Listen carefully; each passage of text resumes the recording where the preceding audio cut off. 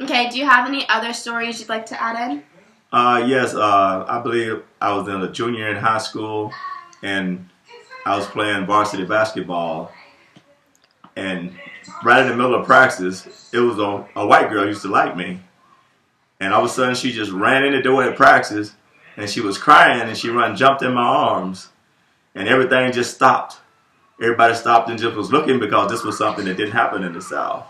And immediately after practice, coach called a meeting with me, and he told me that this was something that we didn't need within the team, that I was going to cause problems in the town, and if I didn't want further things to happen to me, that I should break off whatever I had going on with this girl. So that's why in the South, it was not allowed, interracial relationship was not allowed at the time when I was coming up. Even if two people liked each other, they had to stay away from each other. So racism was a problem with relationships also. Oh, that actually brings me to another thing. Did you think that, how was like interracial couples and like interracial children dealt with back then?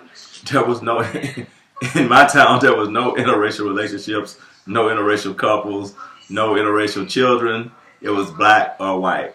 It wasn't allowed at that time, so it didn't happen. So at all, like not zero. at all when I was in school, because you would be most likely hung if you got caught with a white girl, even if she liked you. I've seen cases where a white girl and a black guy would be sneaking, and if they was caught, the family would make her say that she was raped or sexually assaulted, and the black guy would end up going to jail even though they was in a relationship.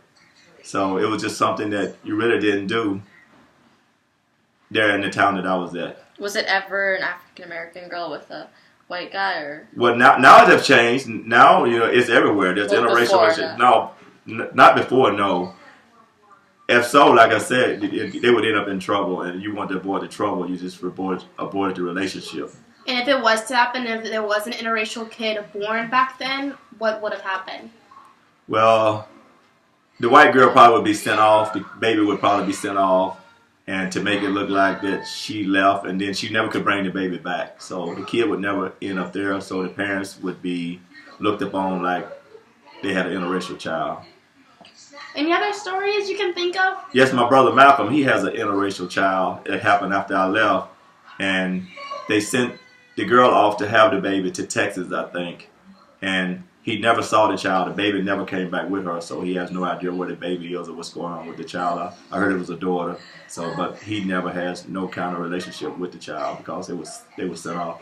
Does he, has he seen her at all, or never seen, never heard of, don't know anything about. Oh, no picture or anything. The family was always worried about what other people would say. Like I said, the biggest problem is people are always worried about what someone else or the next person is going to think about them. So if you feel something and you really love it, do it. There's going to be retaliation, but if you love something, do it. Do you have any last stories or comments or questions for us? We used to go to basketball games to all white towns, and we was not an all black basketball team, but majority black. And after the games, we would get on the bus. We would have to hide under the seats and stuff because they would throw rocks and bricks at the bus. We would virtually be told that we was going to lose just because we was black. We wasn't going to win from the start, and we was cheated most of the time. But just the fact of having to get under the seats when you leave the game because bricks and bottles and rocks be coming at the bus, that was pretty bad. It was pretty scary. Okay. That sounds awful. Is that it, or? That's it. I think you should tell more stories about your life. I would have to sit and think about them. So. Okay, if you think of anything else, I'm always here. I kind of live here, so yeah. This is my dad. Thank you. Bye. Bye, Dad. Oh my God!